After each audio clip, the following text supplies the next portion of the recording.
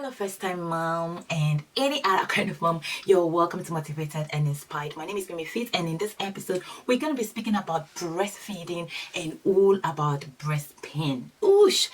Ooh, if you have ever had any pain in your breast whilst breastfeeding, you know that is not even a pain to joke about. Now, before having my baby, I have been educated by the health visitors and also the midwives, but nothing really prepares you more than going through the experience. So I'm going to share my knowledge on this and then talk about how my experience was and how to prevent this or how to manage it when you're going through the pain. We're going to talk about mastitis, breast engorgement, breast abscess, nipple sore, and all of that. So stay tuned.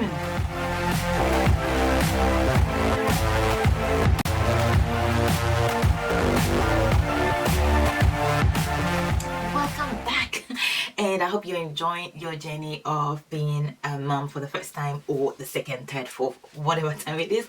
But it is really overwhelming as a first time parent, isn't it? Anyway, I am advocating really for breastfeeding because it has a lot of benefits, not only for your baby but for yourself. Now, your baby is never going to be a baby again, so the fundamental is very crucial and very important. One of the most important choices is breastfeeding. Now, I know we are in a modern world where people are against that. Don't let anyone influence you, advise you, or convince you that formula is much better than breastfeeding. That's a very big lie. Unless, of course, for some medical or health reason you cannot feed your baby and the only option is formula, then great. But if you are not in any of that category and you are fit enough to breastfeed your baby and only for cosmetic reason you don't want to feed your baby because your breast is going to drop or look flappy or whatsoever reason, and so you're choosing formula, I'm here to discourage you and encourage you, inspire you and motivate you, okay, that please do give breast milk to your baby. It has so many benefits, like one, obesity.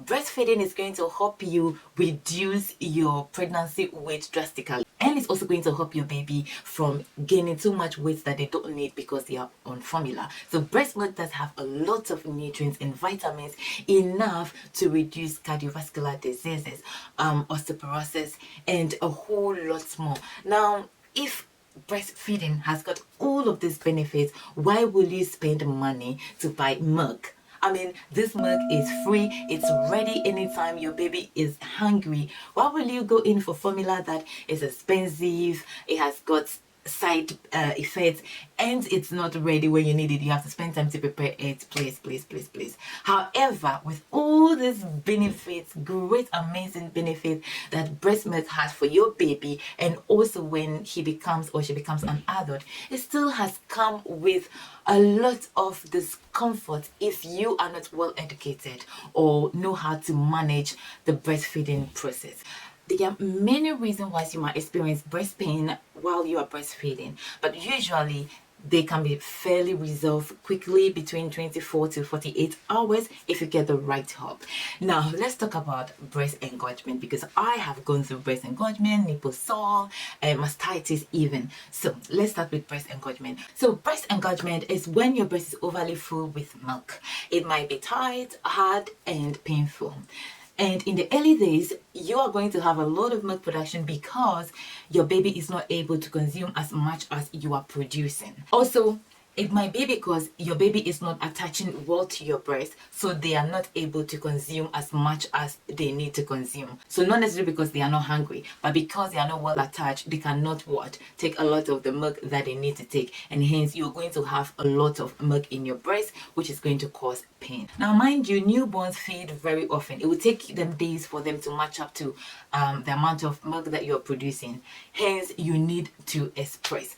And if you are having difficulties attaching your baby to your breast, I think you need to contact your health visitor or your midwife or even your GP or your doctor, wherever you find yourself in any part of this world, to give you help, because that can be excruciatingly painful. All the information I'm giving you is based on my personal experiences and experiences from other moms. So it's based on realistic information. Now, you can still have breast engorgement even when you learn the skill of feeding, okay? Somehow there is not much explanation to that, okay? So all I can tell you is feed your baby as much as you need to feed them.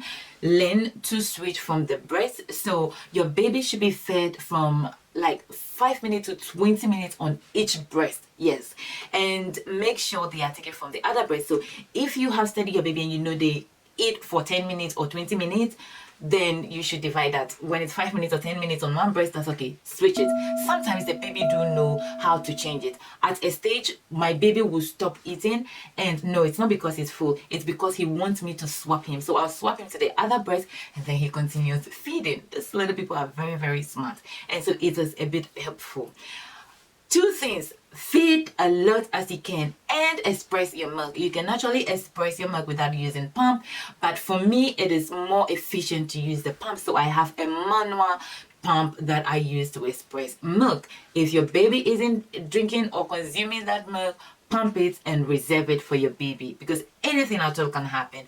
And when you do pump, it helps you a lot because you can rest and let somebody else feed your baby, like your husband, like your partner, like a family member, or your older child if you're not a first-time mom. And so it's really a great hub to pump, like express milk as much as you can. It is the more your baby consumes your milk that increases the production of the milk, as well as pumping. Now, I will advise you not to wear very tight bra that will hindrance the flow of milk from all sides of your breast. Yes, and also you can put a warm towel on it, okay, when you feel some pain, when it's hard especially, so it will help it, and it will help reduce the pain in your breast, to be honest, and it will also help the flow of milk. Another thing is cabbage leaf. There is scientifically little proof, but it does work, because it worked for me and it worked for other women. I've come across other moms who said it didn't work for them, but I personally, it worked for me. Now, just put cabbage leaf, wash it first and put it in the fridge to be chilled, and then you put it in your breast. It can be chilled, but it will reduce the pain in your breast down. Okay, it has helped me. Now, if you use a lot of cold water too often, it can also affect the supply of your breast milk. It will reduce it, so be very careful not to use too much cold compression on your breast when you're feeding.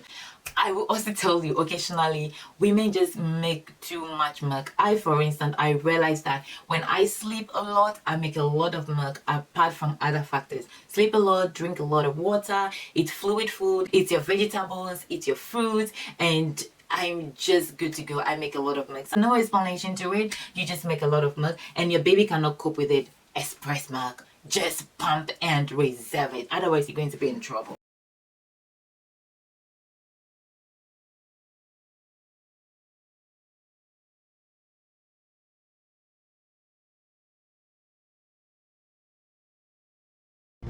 Stay motivated and inspired.